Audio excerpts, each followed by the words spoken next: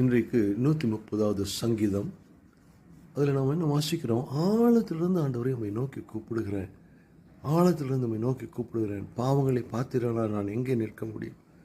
நான் முன்னால் நிற்க முடியாது. விடிய காலத்திற்கு காத்திருக்கிற ஜாமக்காரனை போல உமக்காக காத்திருக்கிறேன்.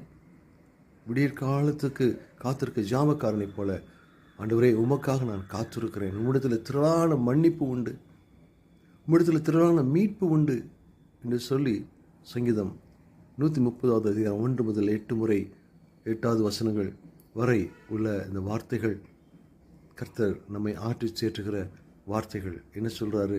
உன்னை ரிடீம் பண்ணிடுவேன், உன்னை மீட்டுக்கொள்ளுவேன், ஆழத்தில் இருந்தாலும் சரி நான் உன்னை மீட்டுக்கொள்ளுவேன் என்று சொல்லி கர்த்தர் சொல்லுகிறார். நாம் காத்திருக்கும் பொழுது